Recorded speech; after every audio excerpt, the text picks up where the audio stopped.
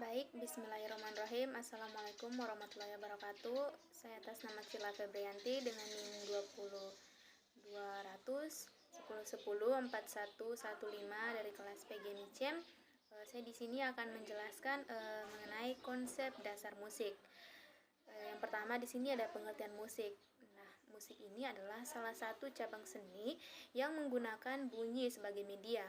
Nah, jika ditinjau dari sumber bunyinya, bahan dan cara memainkannya, bahkan alat yang digunakan ada yang ditala maupun tidak. Hal inilah yang menyebabkan perbedaan antara musik yang satu dengan yang lainnya. Kemudian ada fungsi musik. Nah, setiap musik ini pasti memiliki fungsi yang berbeda antara yang satu dengan yang lainnya. Fungsi tersebut sesuai dengan keinginan dari para pencipta atau masyarakat pemiliknya. Kemudian adapun beberapa fungsi yang dapat dikelompokkan menjadi beberapa bagian, yaitu musik sebagai media ekspresi. Pertama, bagi para seniman, seni adalah merupakan satu-satunya media yang dapat dijadikan sebagai alat untuk mengungkapkan ekspresi yang ada di dalam dirinya. Nah, seniman tari mengungkapkannya melalui gerakan, pelukis mengungkapkannya dalam bidang karya lukis. Nah, begitupun dengan seniman dalam bidang seni musik. Kemudian ada dua, musik sebagai media hiburan. Nah, sebagai media hiburan, musik ini memberi manfaat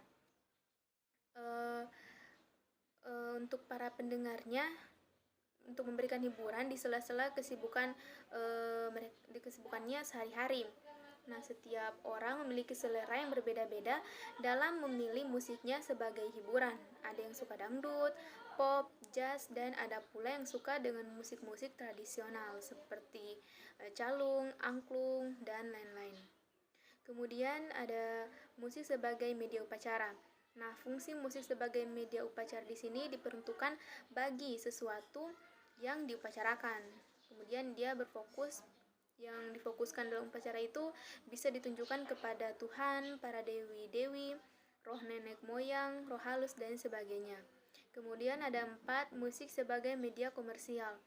Maksudnya di sini yaitu dia termasuk juga jenis-jenis musik yang digunakan untuk menyertai promosi produk atau iklan di media elektronik, karena sifatnya yang mengikuti iklan media elektronik yaitu diperdengarkan berkali-kali, maka seringkali musik atau lagu yang menyertai iklan ini cepat menjadi akrab dengan pendengarnya.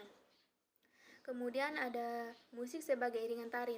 Nah, dalam pertunjukan tari ada unsur musik yang khusus diciptakan untuk mendukung gerakan-gerakan tari yang dipertunjukkan. Kemudian tari ini memang tidak bisa dilepaskan dari unsur musik, karena tanpa musik seperti sayur tanpa garam. Kemudian ada musik sebagai media pendidikan. Nah, dalam pendidikan, musik juga digunakan sebagai sarana pengembangan diri siswa. Keberanian untuk mencipta lagu dan menampilkannya di hadapan publik sekolah ini dapat meningkatkan keberanian dan rasa percaya diri siswa. Kemudian ada teori dasar musik. Nah, teori musik ini merupakan cabang ilmu yang menjelaskan unsur-unsur musik. Nah, cabang ilmu ini juga mencakup pengembangan dan penerapan metode untuk menganalisis maupun mengubah musik, dan keterkaitan antara notasi musik dan pembawaan musik. Nah, hal-hal yang dipelajari dalam teori musik ini dia mencakup suara. Nah, suara ini menjelaskan bagaimana suara dinotasikan atau dituliskan dan bagaimana suara tersebut ditangkap dalam benak pendengarnya. Nah, dalam musik ini gelombang suara biasanya dibahas tidak dalam panjang gelombangnya maupun periodenya, melainkan dalam frekuensinya. Kemudian ada nada. Suara dapat dibagi-bagi ke dalam nada yang memiliki tinggi nada atau tala tertentu menurut frekuensinya, ataupun menurut jarak relatif tinggi nada tersebut terhadap tinggi nada patokan. Kemudian ada 3, ritme. Di sini ritme adalah pengaturan bunyi dalam waktu birama dalam waktu. Kemudian di sini ada birama yang merupakan pembagian kelompok ketukan dalam waktu. Kemudian ada 4, melodi. Nah, melodi ini merupakan serangkaian Melodi ini merupakan serangkaian nada dalam waktu.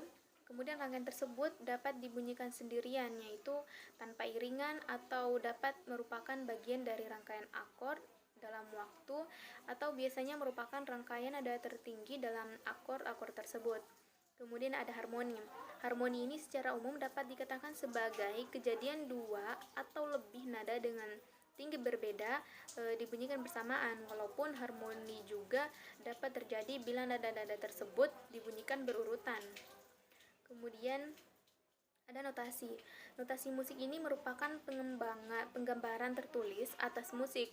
Dalam notasi balok, tinggi nada digambarkan secara vertikal, sedangkan waktu ritme digambarkan secara horizontal, dan kedua unsur tersebut ini membentuk para nada atau di samping petunjuk dasar, tempo, dinamika, dan sebagainya. Mungkin itu yang bisa saya jelaskan, lebih dan kurangnya mohon dimaafkan. Assalamualaikum warahmatullahi wabarakatuh.